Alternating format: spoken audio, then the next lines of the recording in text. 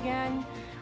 Thank you, dear guests, for coming today and joining us in Bucharest. And thank you, Your Excellency, Ambassador of Italy, Mr. Mangoni, for joining us on this important discussion about the Three Seas Initiative and about the way that we can cooperate and strengthen our cooperation in the region, also through the academia this time.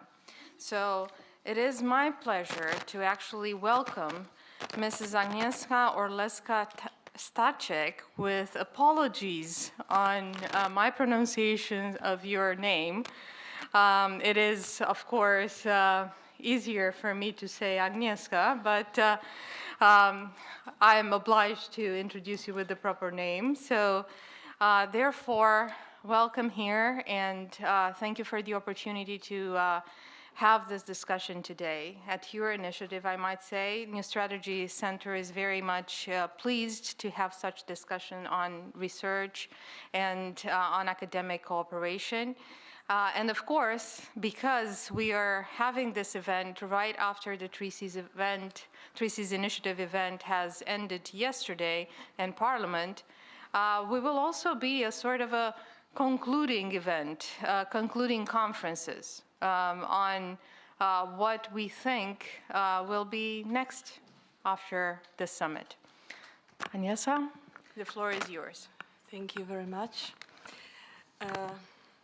Your Excellency, ladies and gentlemen, dear professors, dear guests, I have the honor to welcome you today at the roundtable discussion entitled Conclusions from the Three Seas Initiative Summit in Bucharest, the use of scientific research and academic dimension for regional cooperation.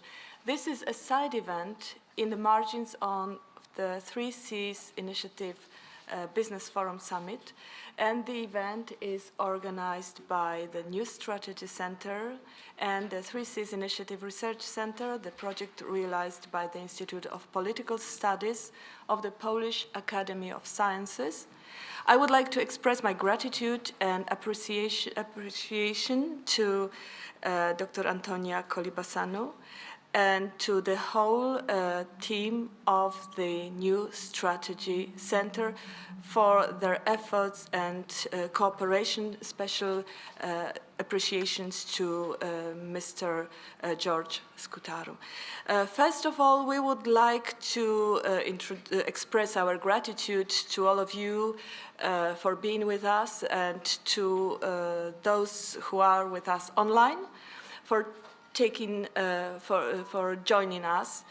And first, we would like to introduce to you the panelists.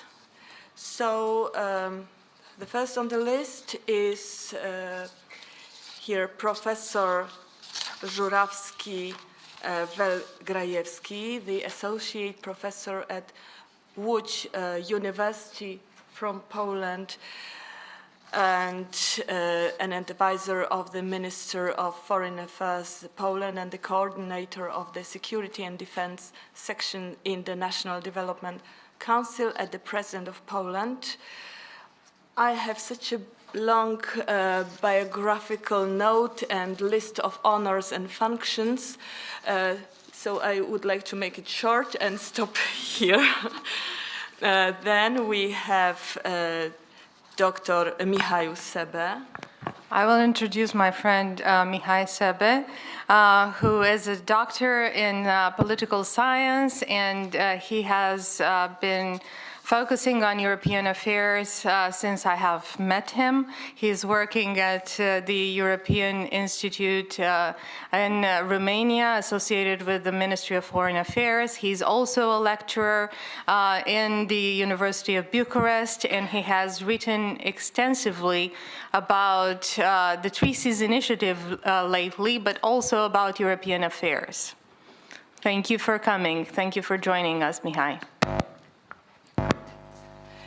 And the next on our list of panelists is Professor Andžej Pukšto from Lithuania, and maybe we will introduce our panelists to say a little bit more about yourselves at the beginning of your introductions. Maybe just very shortly, I would say that Professor Andžej Pukšto works at the Department of Political Science, Faculty of Political Science and Diplomacy, Vytautas Magnus University.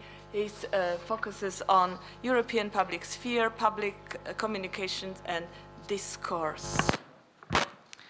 And Mr. Todor Galev from Sofia. He has joined us previously on an event in Bucharest. I was told briefly earlier this morning. He works for more than 20 years on socioeconomic and sociological studies with a focus on Bulgaria, Southeastern Europe, and the EU. And he's currently the Director of Research Center for the Study of Democracy in Bulgaria. Thank you for joining us, sir. And we've got also among our distinguished panelists, thank you, a special guest from Georgia, Professor Murman Marvale. I'm sorry. Marjavalshvili. Thank you for your assistance. Close enough. Sorry. Who graduated from Tbilisi State University with a degree in theoretical physics, and he holds a PhD degree in high energy physics, and he is currently a member of international and Georgian associations of energy engineers and associate member of the Georgian Energy Academy. Of course, we cannot present our panelists in an as detailed way as we would wish to, so maybe there would be an occasion to get some more information from our panelists directly. So finally, we would like to introduce ourselves. Okay. The host will be first. I'm Antonia Colibășanu. I'm a geopolitical analyst working with geopolitical futures in the US, but also an associated expert with the New Strategy Center and a lecturer at the National University for Political Science and Public Administration in Bucharest, Romania. So my reasoning for being here is basically my preoccupation for the region, both in a scientific way, but also as a citizen of Romania, of course. Thank you very much. And finally, my name is Agnieszka Orzelska-Staczek. I am the leader of the 3Cs Initiative Research Center project at the Institute of Political Science of the Polish Academy of Sciences. The project titled the 3Cs Initiative Research Center was inaugurated last year at the Institute and is conducted by at the Polish Academy of Science by a team of researchers. The project that I am the head of is financed by the Polish Ministry of Education and Science via the Science for Society program. And I'd like to make one remark that the Bucharest summit that we have concluded, we are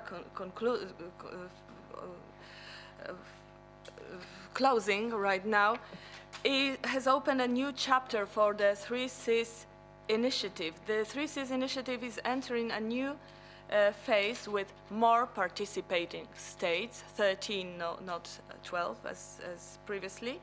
But the priorities of the 3Cs still focus on three pillars, that is transport, energy, and digital infrastructure, and of course connectivity.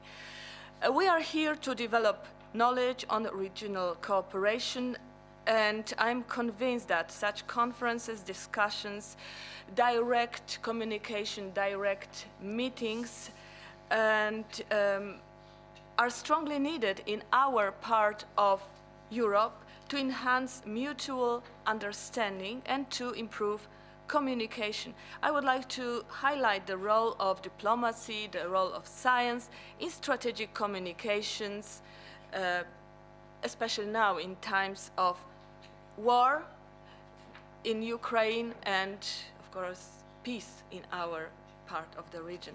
Thank you. Now we can slowly start with the questions. May I? Yeah. Thank you very much. So the first question which I would like to address is to Dr. Mihai Sebe. We would like to ask, how do you perceive the current state of research on regional cooperation in countries within the Three Seas initiative, considering your expertise and focus on European studies? Thank you. Well, thank you very much for your question. Speaking from a Romanian point of view, from an aspect which I'm more familiar, I must say that, in my opinion, in Romania, the level of regional studies, it's not necessarily at the optimal level. We should research more and we should study more. For instance, taking into consideration the Three Seas initiative, preparing our report in April this year, we realized that the Three Seas initiative, from a research point of view, was rather a more niche subject. The literature existing in Romanian language was rather deficitary from that point of view. So in a way, anyone who is writing now on this is going to have a full path open in front of her or him, because the competition, to say mildly, it's rather non-existent. We've just recently started to launch a research project inside the Institute on a study dedicated to the regional cooperation mechanism, coordinated by a team of professors from the University of Economic Studies, some of them being here present, which is supposed to map all the mechanism of regional cooperation where Romania is a part of, and also to identify strengths and weaknesses of this regional cooperation mechanism, with an important section dedicated to this initiative. We have the tendency sometimes to focus our research more on, let's say, rather mainstream subject, European affairs as such, political science, theoretical aspects, and we still lack an in-depth knowledge of what is happening in our region. We have tried in the past to surpass this, and for instance have studies on Western Balkans, democratization process in the Western Balkans, or the trans-border cooperation mechanism, Romania, Moldova, Republica Moldova, Romania, Ukraine, that we have done at the Institute, but also there are some important experts at the National School of Political Science, especially on Western Balkans. But these topics tend to be rather isolated and interest-based of the researcher, and there is not necessarily a well-developed academic field on regional cooperation mechanism and things to be done.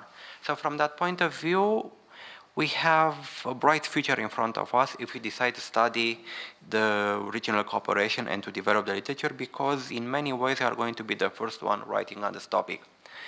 Things can be done and things can be improved, and I believe that as the initiative is going to become much more mature, we are going to work together much more intensely in order to bring together experts from the region that may say we can do this and that together, and we can research that. Because otherwise, for instance, one personal problem that I had, I could not identify, at least in Romania, a repository of all the relevant literature on regional cooperation, articles, monographs, and so on. So basically, it's just type and search and hope that the gods from Google can bring you the more result. And if there are studies and articles that have been written in, let's say, in the 90s or early 2000, most of them, they are only on paper and they need to be found after intensely digging in archives, in libraries and so on.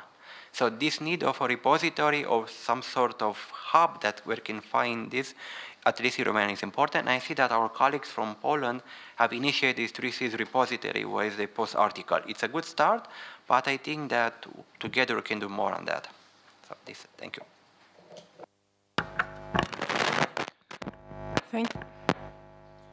I don't know what exactly I'm doing to the microphone, but I will try not to do anything so that you can hear me well.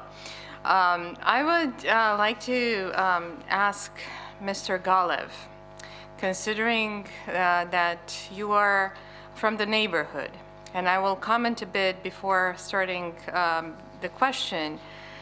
We are here representative, I think, from all important universities in Bucharest. So the Academy of Economic Studies that I have graduated, that I'm an alumna of, and myself from the University of Political Science and Public Administration, Dr. Sebe from the University of Bucharest, so political sciences and economic sciences along.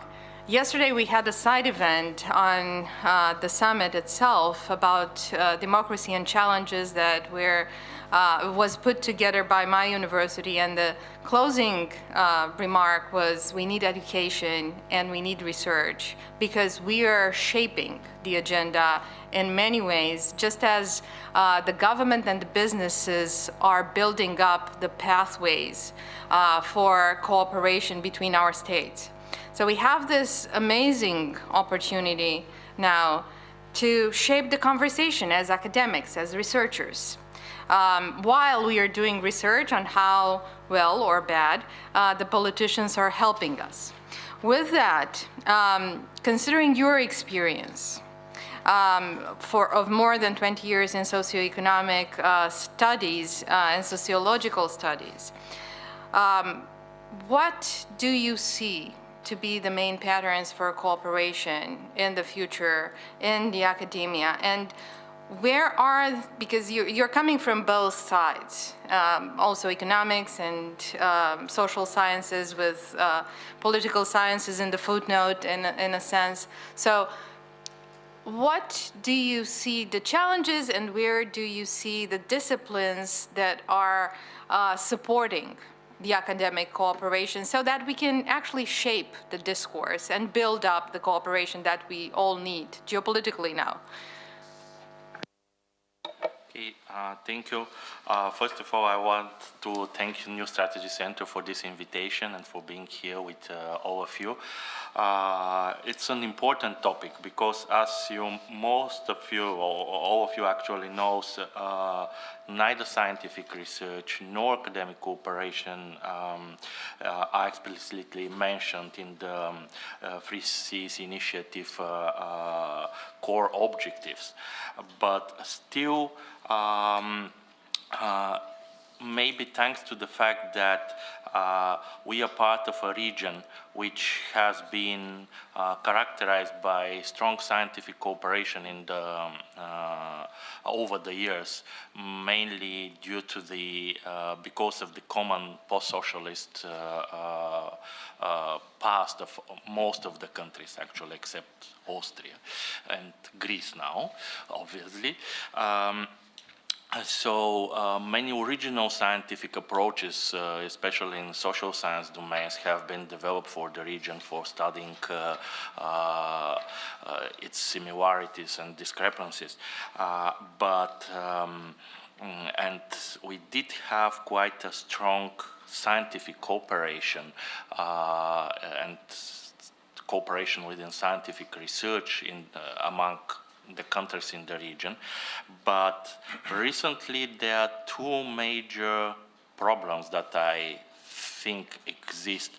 First, despite the strong scientific cooperation, regional cooperation in R&D and especially in business R&D is still very limited, and this has been actually outlined yesterday during the, some of the discussions on the summit. At the same time, many of the countries in the region has developed, for example, very strong ICT sectors, R&D intensive ICT sectors, becoming in the last 20 years one of the most attractive countries for ICT companies. And this enhanced scientific cooperation between the universities, between the research institutes, between the businesses, so in general public-private partnerships and so on. And second one, actually, the second problem is that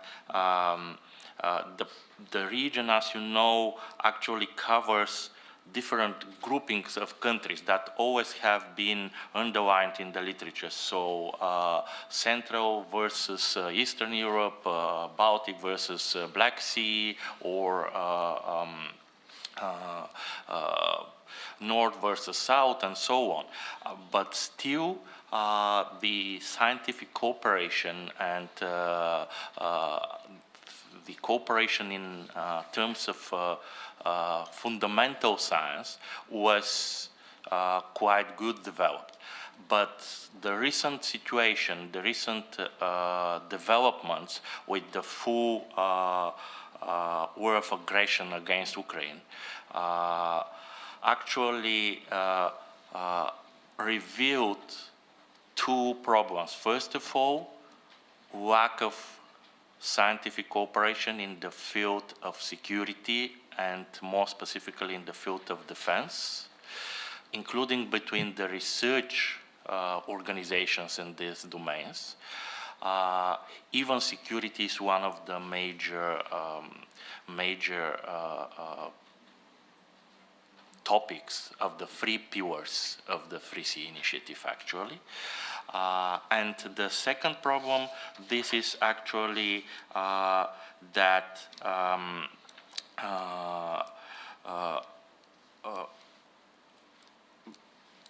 some of the policy areas that need scientific underpinning, let's say, like, for example, energy security, which was maybe the term that was repeated the most times yesterday, even taught as a regional concept in the literature, it has developed in our countries mostly as national one because of lack, including of scientific cooperation. So, and I want to stress out here one of the messages that was very strong yesterday, and maybe the president of Latvia said it very clearly, that we must ensure the use of all Free Seas Initiative purposes.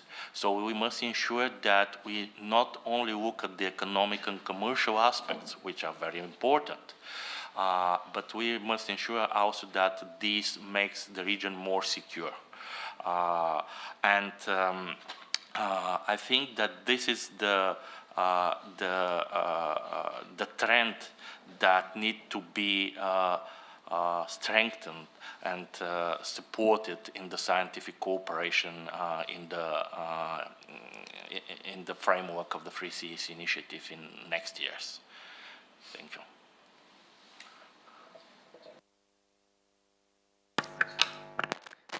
Thank you very much. I will take it from there.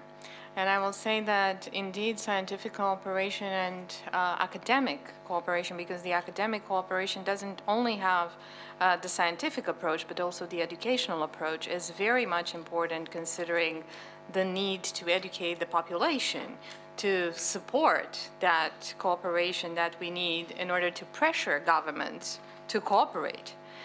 Without the voters, we cannot make any kind of cooperation between governments, considering that it is the voters' choice to basically say what they want in terms of synergies, in terms of prosperity, in terms of choices, after all. So indeed, with that in mind, because you also pointed out the competition between sub-regions, and I will say as an economist this time, competition is also healthy, right? If you have businesses that are competing with one another, you will likely have a better society because they will be competing to offer better products. However, if you want cooperation, you will want businesses to compete against each other while governments support that platform that allows them to work together for better products for the entire region.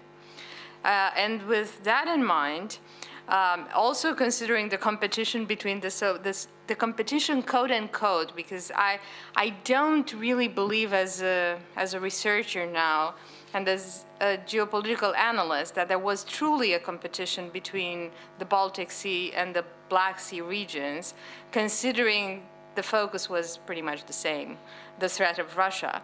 I will say, and I will ask Mr. Pukšto, I'm sorry again if I'm pronouncing the wrong way the name, coming from Lithuania to Bucharest, coming from the Baltic region to the Black Sea region, and considering your focus and your experience as a political scientist and also focusing on diplomacy, coming from the second most important university in Lithuania, with that background, what do you think that may be the drivers for strengthening the line of cooperation between the Baltic Sea region and the Black Sea region? And of course, we will have another speaker from the Baltic Sea region later on, but you have the floor, sir, now. Thank you, Antonia, for the floor. So I am presenting here, I think, one of the smallest countries is Lithuania, is strongly smaller than Romania. I think 8, even 9 times it's smaller.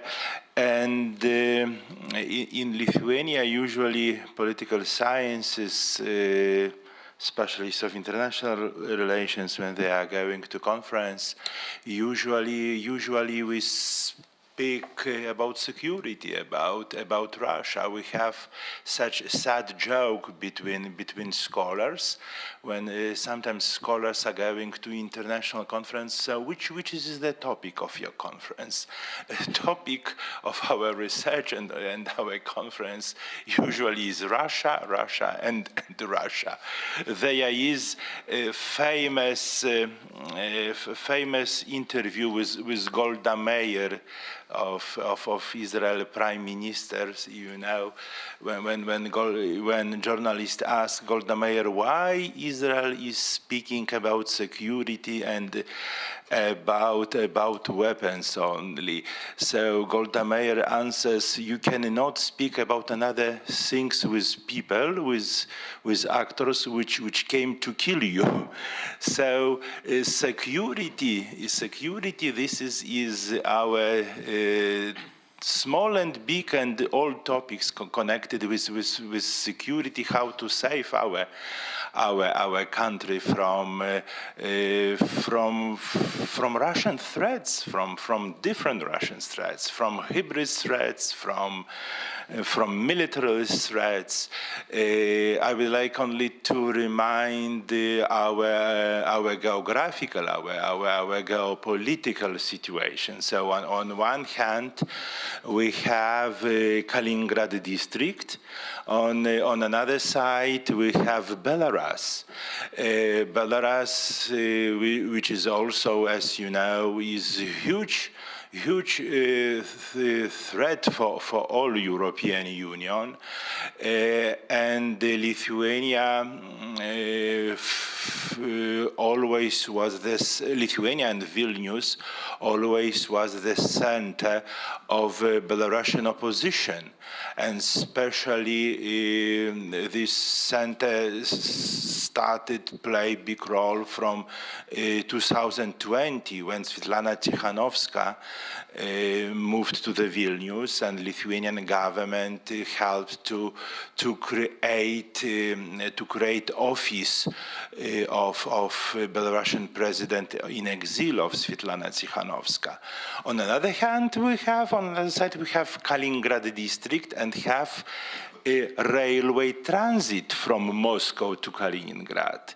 And when 1 year ago our Ministry of Foreign Affairs would like block, to close this railway transit from Moscow to Kaliningrad, European Commission and Brussels remind for us that this is not impossible, because it's agreement between European Union and Russia, and obligatory we will have to open the corridor.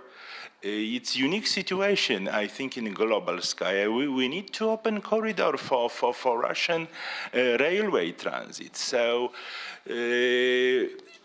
when we speak about 3C initiative, I would like to tell such thing as securitization. So on one hand, my colleagues correctly emphasize that 3C initiative is connecting with transport, with energy and connectivity, and the political summit was connected also in Bucharest with business forum. But we are looking also to the business with, with security glasses, because business also need peaceful and peaceful atmosphere and stability. So here we are usually speak also about all these questions through securitization. I would like to tell that at the beginning, the initiative of 3C was not very optimistic welcomed in Lithuania. Lithuania is active in North Baltic cooperation. When we speak about regionalism, it's very active in Bucharest 9. Some skepticism about 3C initiative, it was for this reason, because Lithuania at the beginning little afraid that this initiative will be little against the European Commission and Brussels. So Lithuania would like to be really pro-European, and even our look to European Union is of a small country. Our look is going to EU as the guarant of our also security. So for us, NATO and European Union is the background of our security. So here, always when we speak, also in our research, also when we speak about 3C initiative, we have on our mind always security. And of course, the last my sentence, I would like also to remind that now Lithuania is became very active of this initiative, especially after Russian aggression in Ukraine, and it's well-known information that Lithuania will host a 3C summit next year at the beginning of April in Vilnius. So President Nausėda yesterday declared in official order that next summit will be in Vilnius, and of course, in Vilnius agenda, we will stress, we will underline not only security. Of course, one of the biggest packet of questions will be connected with transport, with developing of railway networks. Also, Lithuania is ready to share its experiments in energetical area, in energetical security area, about also the diversification of energetical resources. So such my short interview, and of course, in advance, I would like to invite all experts, all diplomats to Vilnius in the next year at the beginning of April. Yeah. Thank you for the invitation. That said, because you've mentioned energy security, but not only because you've mentioned energy security, I would like to ask Mr. Mark Velashvili, I hope I am close enough, to tell us a bit about the challenges you see coming from Georgia, which is the first state that was pretty much a target for Russian aggression, which was the wake-up call in many ways for the West. And coming from the EU neighborhood, considering the Three Seas initiative is a platform of EU countries and is a platform for business mostly, supported by politics, how do you see, through the academic lenses this time, the challenges? Are we able to build those synergies? Are we able to support the cooperation so that we can maybe widen a bit the influence and grow the prosperity of the region? Also, you know, the word from the Black Sea region.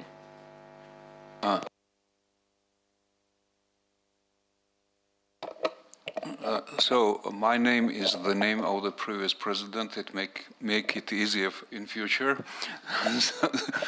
And we had even an anecdotal case when the invitation from the government of Romania was sent on the name of our president. So I got it the day before taking the flight, and so I had to find him, and then it turned out a mistake. So I'm coming initially from scientific field, but now I'm leading a think tank in Georgia. We have close cooperation with New Strategic Center and ongoing project, by the way. There is a project on Black Sea cable from Georgia to Romania, which connects potential renewable energy sources from the Caucasus to the Europe. So, and we'll have a project on its security. And we have close cooperation also with the expert forum here, and we are working widely on energy policy issues, and that's my current prime occupation. Also, I'm an associate professor in Ilia State University, and we are now initiating a master's program on sustainable energy management. So we are open for cooperation and willing to find cooperation in energy policy, sustainable energy development, insecurity studies, and so on. So regarding the view on Black Sea Initiative and the role of academic studies there.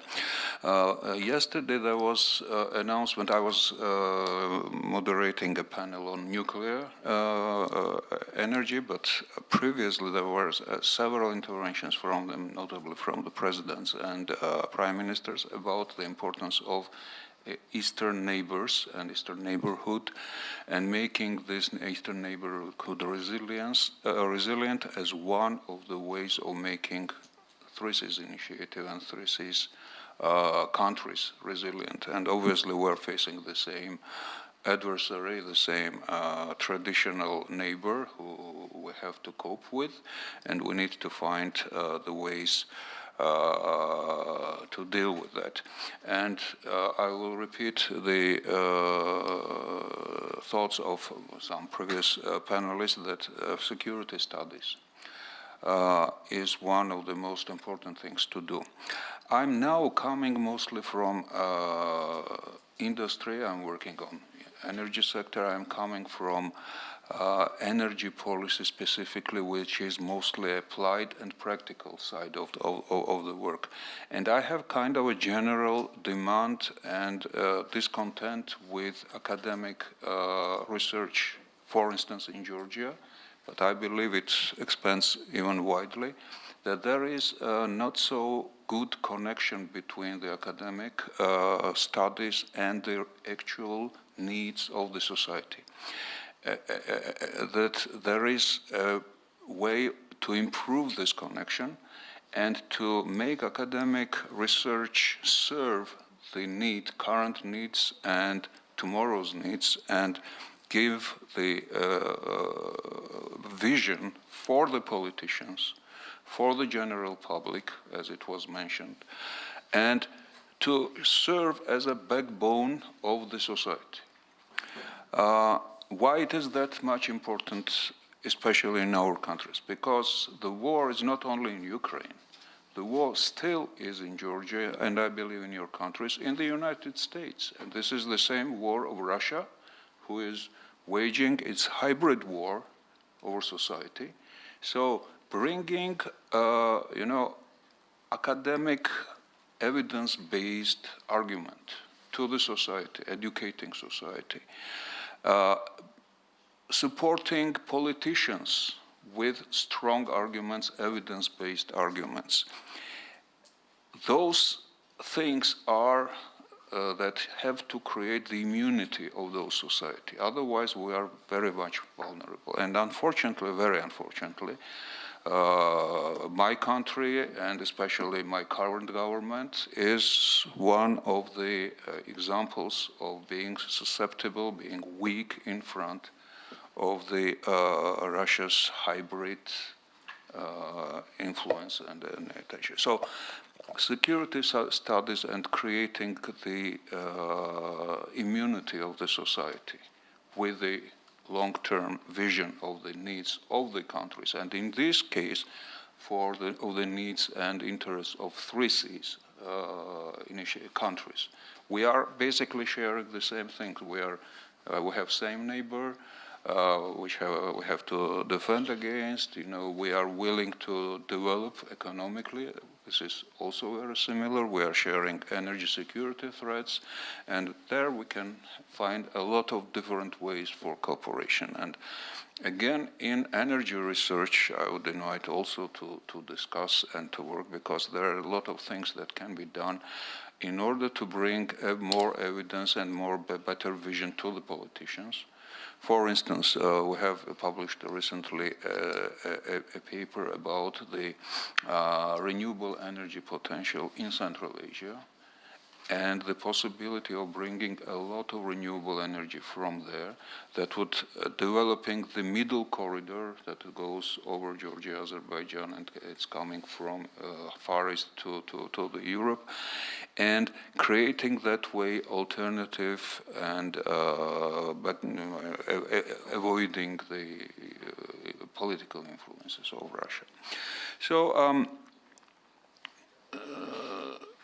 we have also problems in internal society health. For instance, we had done together with some partners, Bulgarian, there should be a Bulgarian representative here, right? So yeah, with your organization, we have done a common study on corruption in energy sector. So corruption, I believe, is a systemic problem, which requires a systemic approach, how to organize and structure the interaction within the society in a way that you have real good protection against corruption, and how to react, and so on and so on. So those things are very interesting to all our countries. Well, I can continue a lot. Climate, how to adapt to climate change, how to deliver that message to the population, to the society, to politicians, so that they really take that actions. So there is a whole wide range of security and development problems that academic studies, academic process can help with. And I believe sharing experience, sharing evidence, sharing knowledge will bring this possibility to more reality. And one thing that I wanted also to mention in relation to Ukraine.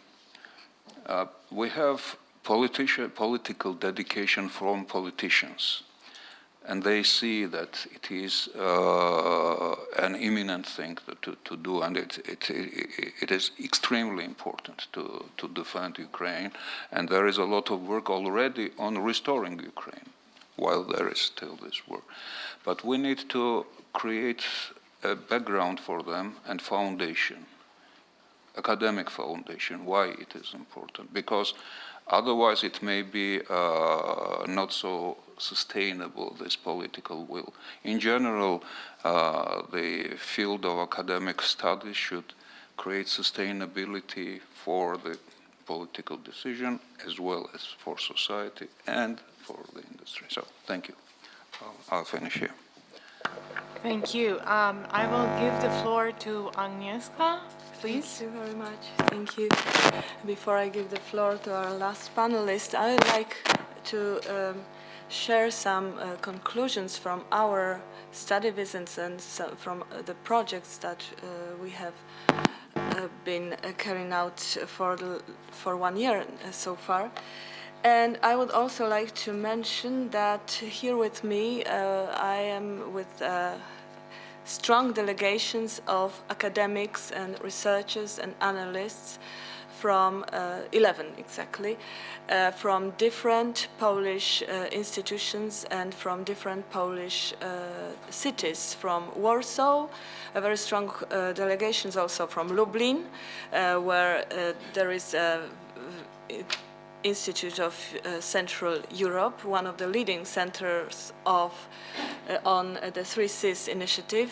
In Poland, we have also special professor from Krakow, a great expert from the Eastern Studies Center, but I will not introduce them all. The only thing that I would like to mention is that during our project, we focus on 3 pillars. One of them is the study visits. And thanks to the study visits, which last about 5 days in each capital, we managed to get so much opinions. We managed to share so many views or conduct so many discussions. I think it's of great value, and here we've been for 3 days so far, and the discussions at the University of Economics of Romania was of absolutely great value.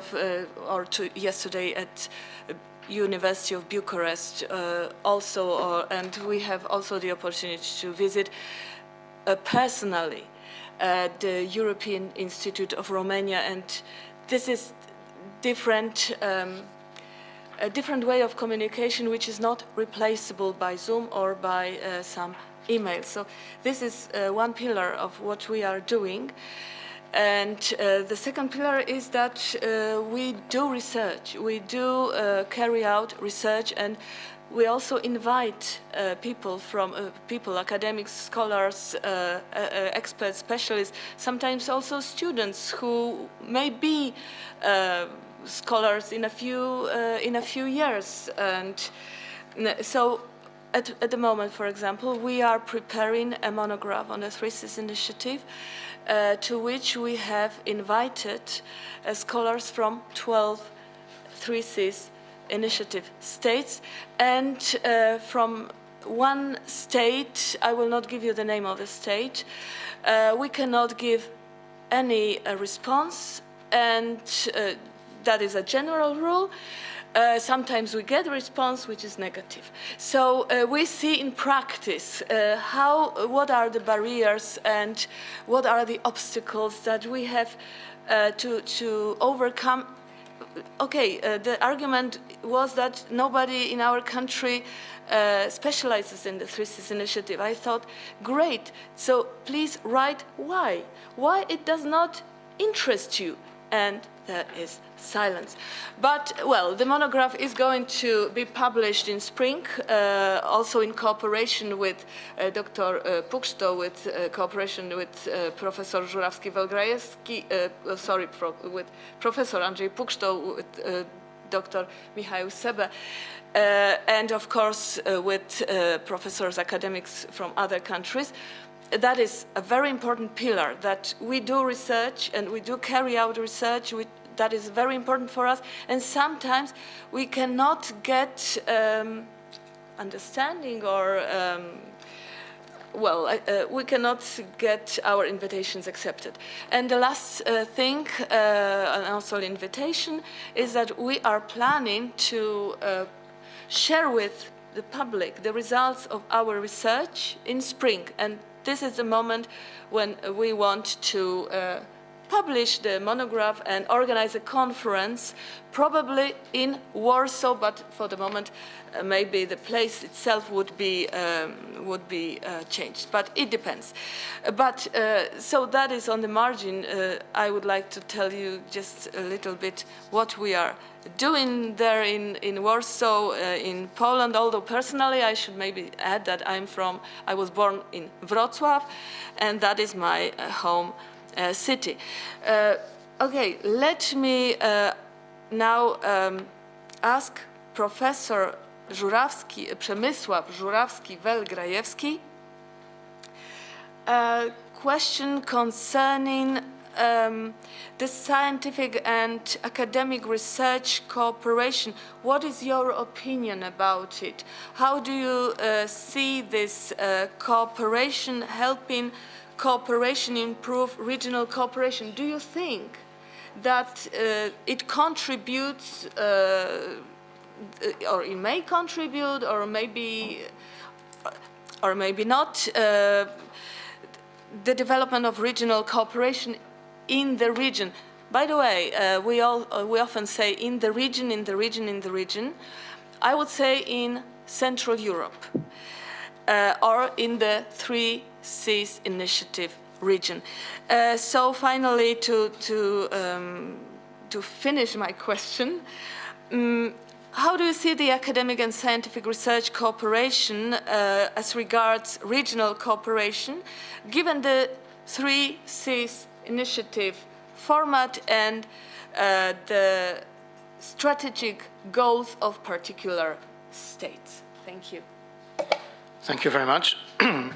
Well, first I can only quote what Mrs. Antonia Colibășanu just said, that our task is to inform our compatriots in order to create the pressure of public opinion on the governments to be active in that area. And of course, we are aware of the limits of the academic life, because we have not the power to influence the public opinion directly. Nevertheless, that's the indispensable factor, namely our researchers, that then can be transformed into mass media information for the citizens. It's a pity that His Excellency, the Ambassador of Italy, has just left the room, because the Italian Limes, that's the leading magazine on political sciences in Italy, did that job. I mean, they published 2 issues devoted to the Free Sea Initiative. One of them entitled in very commercial way, maybe not very helpful, because the title was La Polonia Imperiale. And please remember that in Polish political culture, the empire is something hostile. And it's Russian Empire, Austrian Empire, German Empire. So our political culture, like the Lithuanian one, since Polish-Lithuanian Union is based on the principle equal with equal and free with free. And this is how we would like to build the Free Marium, Free Sea Forum too. So, talking about the conclusions, both academic and political conclusions that we can make from the Free Sea Initiative Summit in Bucharest, I think we can point on the several important issues. The first one, that the summit took place in the context of the Russian war in Ukraine. And as Professor Pukšto said, security was the obvious context. And this, of course, is reflected in our researches. Security understood both as the energy security, and then the outcome of our researchers, of our visits in Prague and in Bratislava is different, yeah? And in Bucharest is different. Some of the countries, like the Czech Republic, under the impression of Russian aggression on Ukraine, as an inland locked country, realized that in order to diversify the energy raw material supplies, they need free sea initiative infrastructure. Please remember that the beginning of the project was the creation of the interconnections between Polish LNG terminal in Świnoujście, not far from Szczecin in the north, the Croatian terminal in Krk in the Adriatic Sea, and the Romanian future terminal of LNG in Constanța as the largest port in the Black Sea. Then the Lithuanian, Latvian, and Estonian facilities as the additional ones came to the construction. While the Slovaks said as well, we have no access to the sea, so we are not interested in the free sea. And so the same situation create completely different conclusions. And the inlocked Czech Republic said, well, we need you. The inland locked Slovaks said, well, we don't know what it is about. So we have to work hard to explain that situation. The second conclusion is that, again, in the context of Russian war in Ukraine, because I would like to say it again, this energy dimension was made clear, for example, to our Czech partners, that they cannot base their energy security on Russian gas transferred via Germany. Yeah, that it is our proposal that is realistic, while that former construction was based on an illusion of credibility of Russian sources. And so Ukraine is the country that put us back to reality. I mean, not the Poles and the Lithuanians, because I can produce a lot of jokes like Professor Pukšto. The main interest of Poland is how to get rid of Russian imperial influence, and we started it just after the defeat of Hetman Mazepa at Poltava. Yeah, so when Ukraine failed, then we have the Russian problem on our own neck. Let me quote it in Ukrainian language. There is a 19th century song of Polish insurgents in Ukrainian language, Koły kozak z ляхом, jednym wdariać szlachom, Moskal wtikaje. So when when the Poles and Ukrainians strike in one way, Russians go away. Yeah? So this is one can say a popular knowledge in Poland, yeah, now acknowledged by Ukrainians. But coming back to the Free Sea Initiative, the transport and communication network, and it is an academic task to make it clear to our public opinion, the transport and communication network that was first considered in the civilian context and civilian capacity now is, and that was made quite clear yesterday during the panel in the Free Sea Initiative Summit. It's to the large extent about military mobility in the eastern flank of NATO. And that road, the flag initiative in our region, namely Via Carpathia, I think we have to stress the fact that it's Poland and Romania that has the largest parts of the project. I mean, the highway in Romania and highway in Poland are the longest parts. The part with that part that is the Romanian one is expected to be a part of the infrastructure that is connected via Moldavian Republic with Ukraine. And of course, in Poland, if we treat Via Carpathia as the backbone, we need the ribs to be built deep to Ukraine in this direction.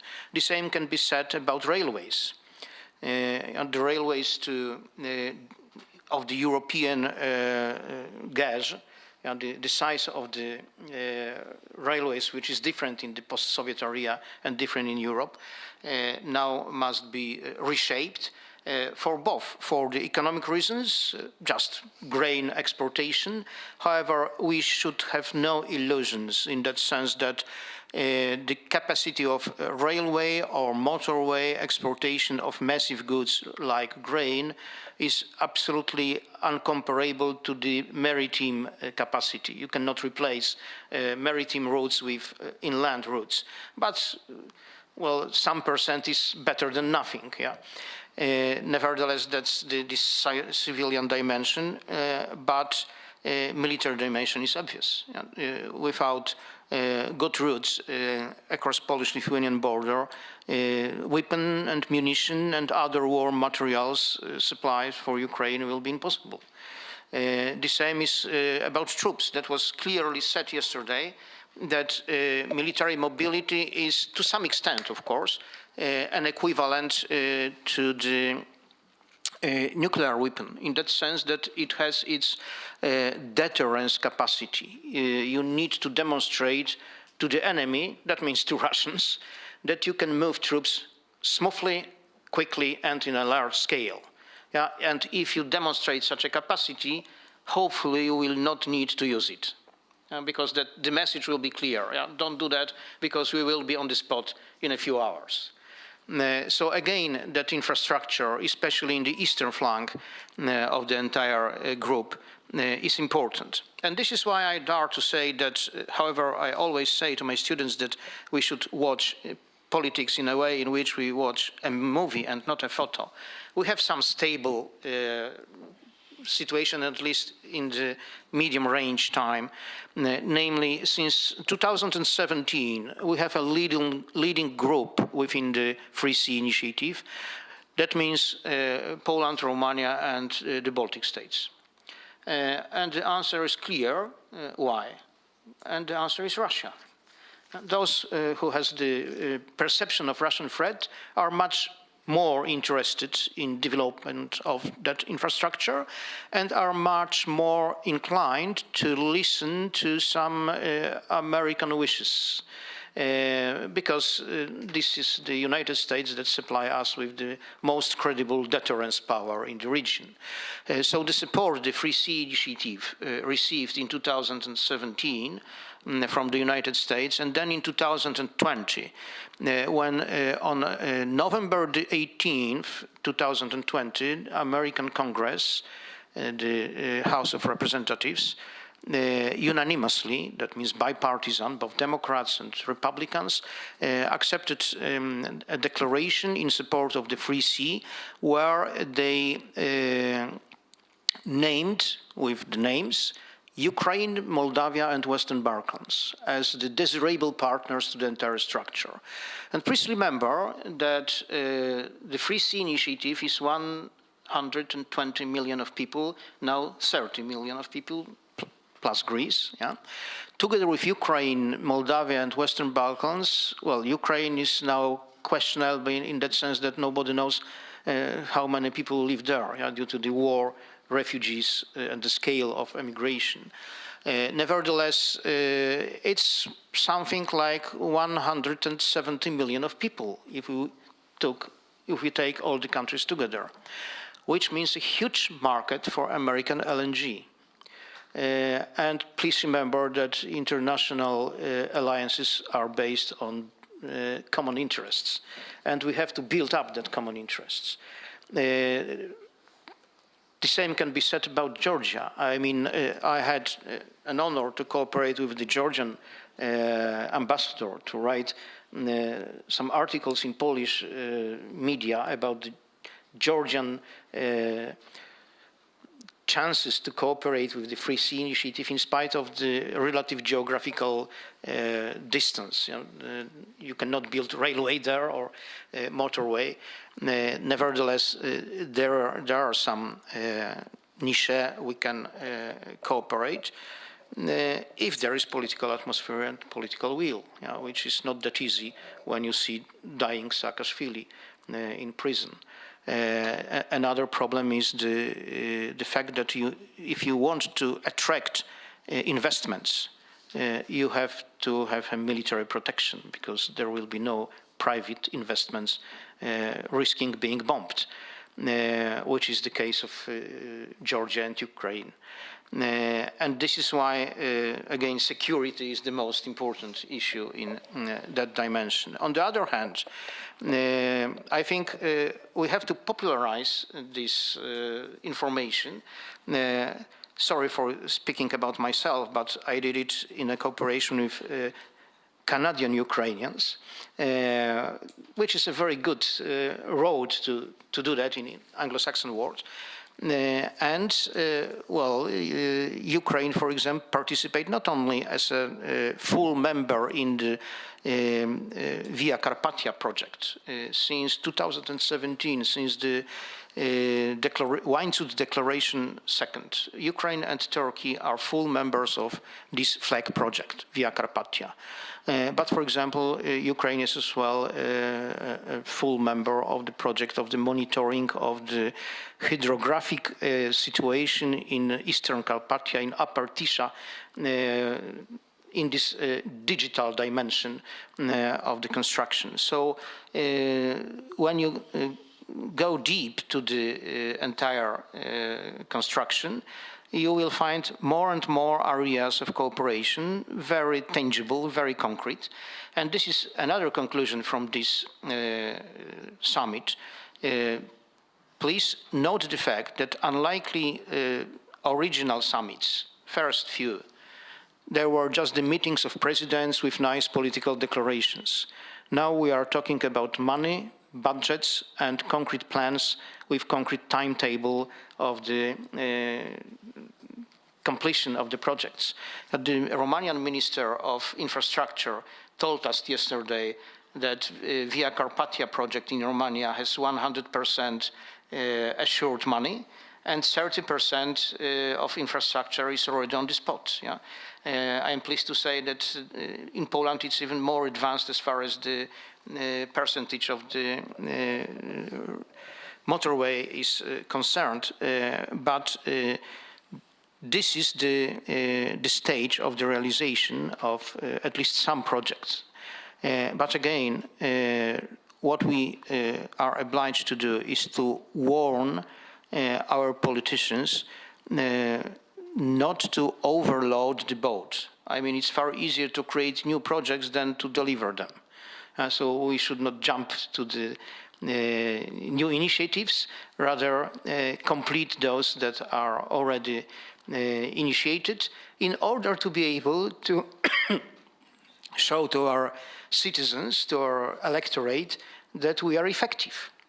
And again, yesterday, that was John Kerry, who is the American representative, especially envoy to that summit, point out on another important dimension of the cooperation, namely small nuclear reactors and this climate dimension of the entire project with clean energy, not zero emission, but clean energy. Please remember that there is a tension within the Union between Germany and France about nuclear energy. The Germans gave up, quite unreasonable, especially in the context of Russian war. And we are in that camp of the pro-nuclear states. That is our area of cooperation with the Baltic states, with Lithuania, with Vysaginia power plant, nuclear power plants. Czechia is on the same way. And again, we can show another important area of cooperation in that dimension. The political conclusion is that we have core countries, Poland, Romania, the Baltic states, some others that are looking for a real place, like Czechia, for example, some who sometimes are on the boat, sometimes are not, like Croatia, that was the founding father, and then rather reduced its engagement. We are attractive because we have managed to attract Greece. Sorry for being so long speaking, but I think it's worth stressing that the participation of Greece has its political meaning. However, I would like to stress the fact that the Free Sea Initiative is not a political bloc. Don't have such an illusion. You cannot create the homogenic political bloc composed with Estonia, Bulgaria, Romania, and Austria. It's illusion, it's fantasy. So nobody plans that. It's only about infrastructure. And it's about the implementation of the single European Act in our part of the European Union, because it's not enough to declare that we have a common market. You need motorways and railways in order to ship the goods smoothly in the region and to overcome the barrier of the Carpathians and to overcome the heritage of the empires in the region that built their infrastructure in the 19th century according to the needs of Berlin, Vienna, and Petersburg, and not our needs. So this is why it is such an important initiative. And again, I will repeat what we have already said here several times last few days, that it is it takes the same time to go from Warsaw to Paris, and from not the same time, sorry. The distance is the same from Warsaw to Paris and from Warsaw to Bucharest, but you go to Bucharest twice as long as to Paris, of course, on motorways. Yeah. So this is why it's so important to solve that problem. Still coming to the Greece enlargement. That is the tool to anchor Greece in this region. And please remember that it used to be a very pro-Russian state. And we think that if they are in, they will be less inclined to come back to that old pattern.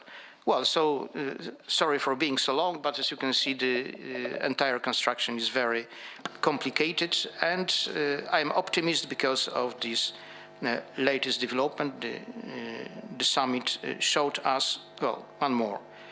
There is not enough money in the European Union to solve the infrastructural problems in our region.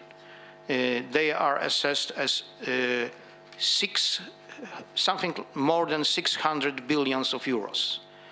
And please remember that European Union is in the fourth crisis after Eurozone crisis, immigration crisis, COVID crisis, and now Ukrainian war, Russian-Ukrainian war.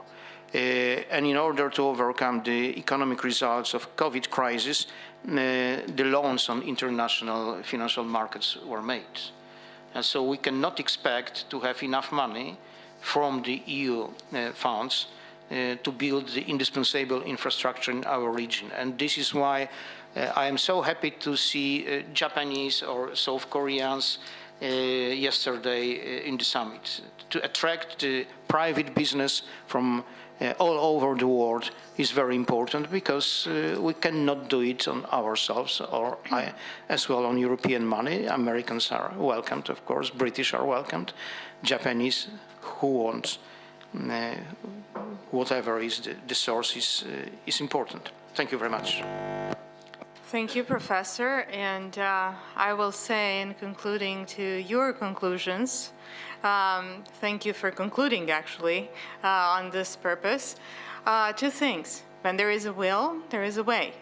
And indeed, it is not the task of others to do our job. It is our job to do ours, which is pretty much underway, I would say, considering there is business interest to invest. And of course, the EU is also Poland and Romania and other countries. So obviously, we also need to invest in our interest.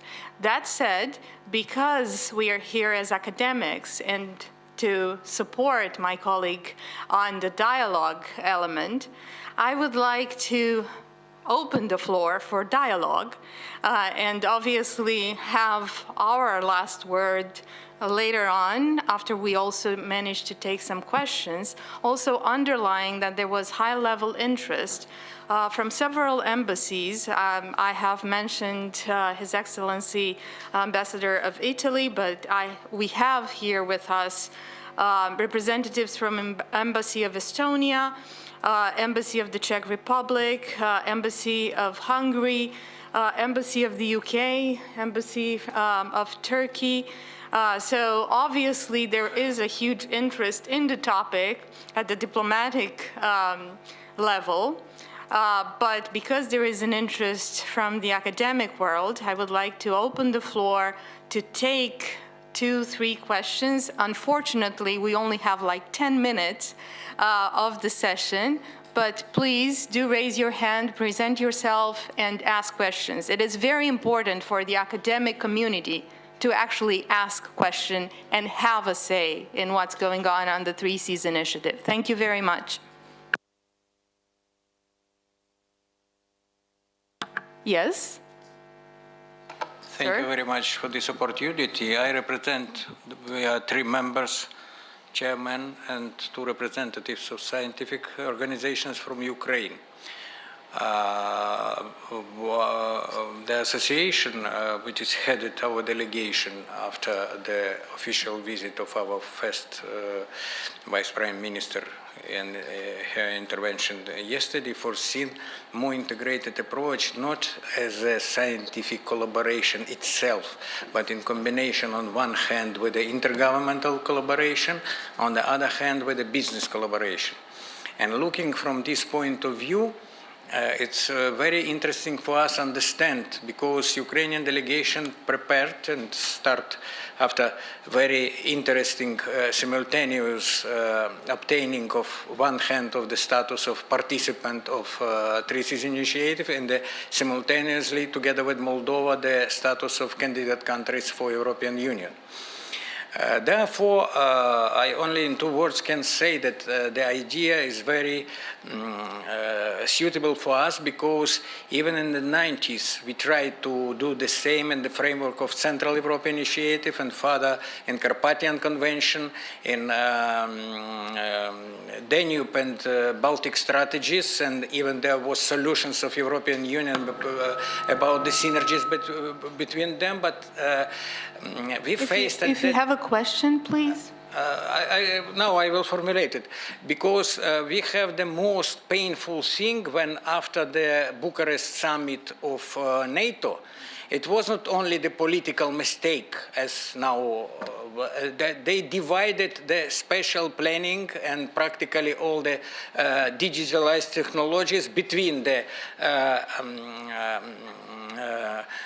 white Visegrad plus Bulgaria and Romania and other. And practically this ground is broken, all the scientific ground for common development. Therefore, maybe you can formulate maybe your vision as a member of European countries, member states, how it can collaborate, this platform what we prepared from the Ukrainian side, how it can be integrated into your forum, because you have other possibilities. I can say, after this NATO stupid, I can say, solution, even the programs what we had for neighborhood became cultural, in the best case, educational, scientific, but never gone into the synthesis of real needs. Therefore, to be short, maybe you can formulate your vision for further integration of Ukraine and maybe Moldova also into this pool of what you represent here. Thank you. Thank you. I'll take another question because of the time concerns. And yes, please.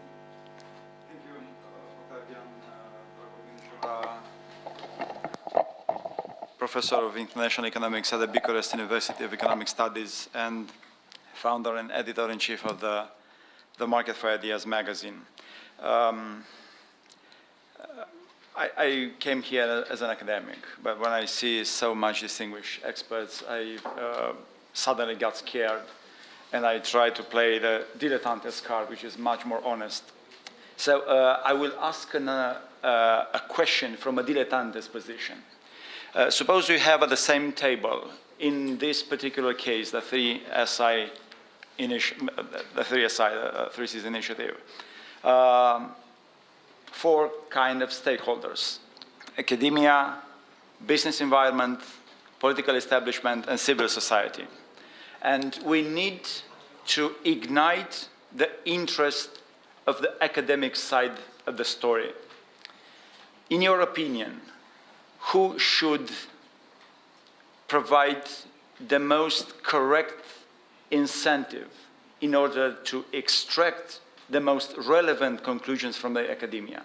The business side, the political side, or the civil society side? I ask as a service provider. Thank you. Any other question? No? Therefore, the floor is yours. Who wants to take, or maybe you all want to respond the two questions, which I think are very important. Well, I will accept the task. First, about the Ukrainian position, what Ukraine can do. I'm sorry to say that, but first, don't have any illusions. We deal with the governments that are exclusively the governments of democratic countries, which means that they can do what is supported by the electorate in a given country. And there are a lot of powerful countries in the EU that the electorate of which doesn't want the enlargement. Therefore, if I were Ukrainian, I would exploit the official political status of a candidate country in order to attract money and to build as many tangible things, infrastructural, as possible, whatever will be the finalité politique of the process. Because there is a high risk, in my opinion, maybe 100%, that you will not be accepted. You will be exploited. Because, yes, because when people can dominate, they dominate. So the situation in which you are a candidate, you can be asked to do this or that, and threatened that unless you do that, you will not be accepted. But at the end of the day, there is the constitutional demand of the French Constitution, Article 85, that you need to ratify any future accession treaty by referendum in France. And the outcome of referendum in France is quite clear. First, you should not capitulate saying, oh, nobody loves us, oh, it's worth nothing. No, that's not my message. No. Take the game and try to win as much as possible. First, our Polish experience of previous centuries is that we cannot create the international circumstances that are good for us, but we must be ready to exploit the moment when it comes. The window of opportunity could be short, like in 1918. We were ready, you were not at that time. Yeah? You were not ready in 2014, but in 2022 you were ready. Yeah? You did your job between those years. Now that's another kind of job. Yeah? The European integration process is another kind of job. One of our leading specialists on the European integration, Jacek Saryusz-Wolski, said that integration process or accession process is like hunting for ducks. You have to aim not the bird in the place it is actually in this moment, but you have to predict where it will be in the future, because European Union is changing all the time. And it's rather getting to be in trouble. So it's not by accident. It's a simplification to say that where populists draw out Britain from the European Union. No, the eldest democracy in Europe leave the Union. And the answer that, well, this is just populist, it's too simplistic. We have to analyze it in a much more serious way. And now it's your problem, how to adapt to the process. So ignore the flags and mind the goals. If you have this or that piece of motorway or railway, this is something that you got. Whether it is built under EU flag or Free Sea Initiative flag or any other, it's of secondary importance. Of course, I'm saying that not to create the impression that the entire process is not important. It is important, but you have to learn the mechanism, to learn the interest of different countries, because European Union is a very complicated structure with the national interest of leading powers and smaller states, changeable in the time. It's not all the time all the same. And then with all that competences, you have to play the game in order to maximize your gains. And the future is unpredictable. You will see what will be able. If it's not possible today, nobody can say that it is impossible forever. So this is my answer as far as the Ukrainian issue is concerned. The answer about who should lead the narrative about about Free Sea Initiative probably will be disillusioned for you, but everybody, in that sense that all those groups has its own task to be done, and they cannot replace. As the Polish representative in the panel of transport and communication said yesterday, private business can most effectively supply the transport and communication with rolling vehicles, but railways must be built by states. So the same can be said about that question. Each one of those subjects has its area of activity, and it cannot be replaced by the others. Thank you. Thank you. If I could add something in terms of specifically scientific research and academic dimension for regional cooperation, because this is the topic actually today. If we look at what happened in last years, it's actually that private investments in scientific research in the region actually push for regional cooperation. Look, for example, at the investments of Amazon Web Services and Google in 2 research institutes on big sciences in Bulgaria and Romania. Actually, one, if I'm not wrong, they invest something like 120 or 130 million dollars in these 2 projects, in 2 universities, 2 research institutes actually in the universities in these 2 countries. So this is how regional cooperation has been actually pushed by private investments. Still, as I said in the very beginning, in the Free Sea Initiative core objectives, scientific research and academic cooperation is not within the core documents, but still it could be supported. And if I'm not wrong,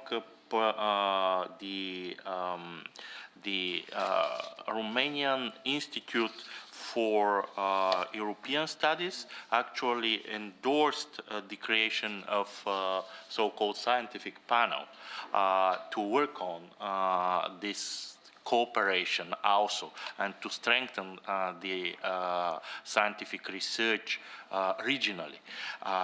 And this is important, and here what Professor Grajewski said, it's not about the business only or about the government or civil society. We need public-private partnership, and it works.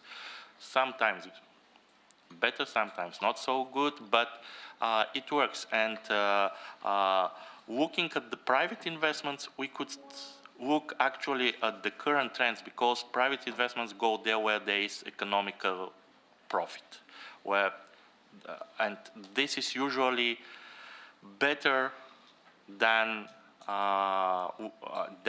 what the politicians said as priorities, because it's a demand and supply side, it's a free market question.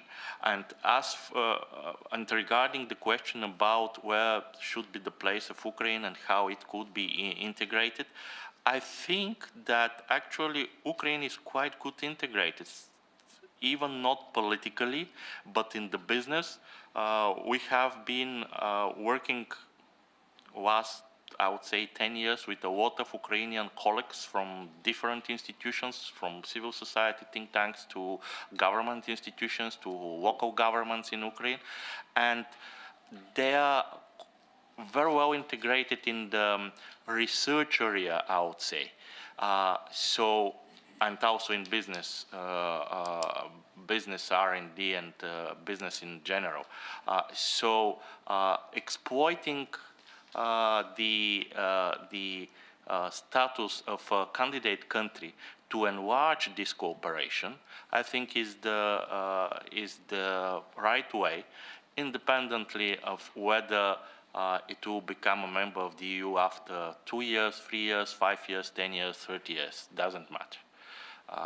But the most important thing is attracting high value-added investments in the country and in the region, and building regional cooperation for these high value-added investments. Thank you.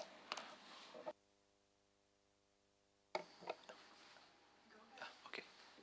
So, concerning the question of relation between academia, politics, business, civil society, I believe that the academic can provide to the policy sector, to the business sector, what they didn't know they needed or they wanted. And what do I mean by that? Meaning the fact that as a decision maker, as a businessman, you often do not have the time to take the longer view and see what will be the future. So you are often pressed, as you see here in Bucharest, to act immediately on this or these impulses. And the academia may provide just not necessarily in-depth studies, but few lines of how things may go in the future, and they may awake attention of decision makers saying, okay, you need to do this also. And if there is interest, they might further develop the situation. So providing what the other side doesn't know it needs might just be a key for improving this communication, because the academia and the research has a capacity of act transversally. Can go from a politician to business sector to civil society and provide them with acting information which they can base up their decision and further build upon. And they also have the ability of presenting important things in a rather friendly way if needed, and without the necessarily, I don't know, ideological bias that one politician must have in order to, even though the reality, if the reality does not suit its party ideology, and he presents the ideology. But the academics can provide this transversal. At the end, about Ukraine accession to the EU, I'm the optimistic side, and I believe that in the end it will happen.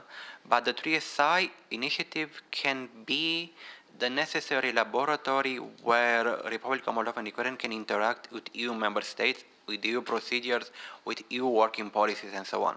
So having to work with EU member state in this initiative in a sometimes informal way, without necessarily all the constraints that formulation requires, may help you be better prepared in the future. I will try to comment on two things. One is what was said by Mr. Grajewski regarding the accession to the European Union of Ukraine. I would remind the Japanese way of shooting the bow. So you have to do everything right way, and the arrow gets the right place itself. So it's the process which is important. It is how you build your society, your academic circles, how do you create resilience of the society, and You will get there finally. So this is at least the hope for Georgia, as I say. But if even we do not, like Georgians, do not get there, if we do the right thing, we will be much better off. So that process is itself of very high value and importance, and we are getting a lot of support. Georgia was getting, and I hope will continue getting, a lot of support, and that is the right way to go for now. Regarding different stakeholders, as I understand the question is how to make academic results of academic research accepted and influential and so on. I believe the major player there should be academic institutions themselves. It's not looking at somebody who will take over and so on. We have to make ourselves relevant, impartial, and reputable. And this can be done by addressing what I was telling initially, addressing the real needs of the society. For instance, very simple example.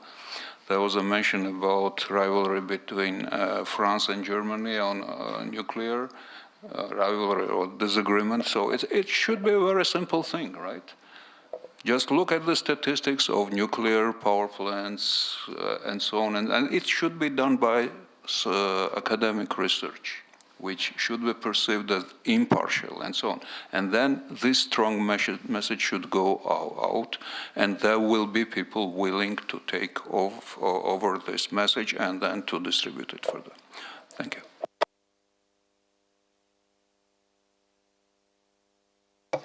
One additional, optimistic, this time optimistic comment. I think it's worth saying that only 4 out of 13 Free Sea Initiative countries, namely Visegrad Group, Poland, Czechia, Slovakia, and Hungary, we are the largest market in the world for Germany, for the largest EU economy. We are largest market than the United States for Germany, largest market than France and then China, and till full-scale Russian invasion on Ukraine, we were 600% larger than the Russian market. It is surprising for the majority of audience, but the explanation is quite clear. Would you like to defend your business in front of Russian Court of Justice, or maybe you prefer Czech Court of Justice? Yeah? The answer is obvious. Why I'm talking about that? Because the Free Sea Initiative is an answer to the question, if we are such a marvelous market for Germany, why not for each other? And the answer is because of the lack of infrastructure, because of the geographical barrier of the Carpathian Mountains. And the entire forum is designed to overcome those obstacles. Full stop. Don't have any myths about political bloc, military bloc, interwar, intermarium. It's nothing like that. Yeah? It's about infrastructure and with pure economic goals to be achieved, with a great potential of rise. Yeah? We are really growing economies with great potential, and if we are that good markets for each other as we are for Germany, we will flourish. Thank you. And if we are also producing for each other as these countries produce now for Germany, then we will certainly grow. So with that, I give the floor to my colleague. Thank you very much. Thank you very much for your contributions and for the discussion.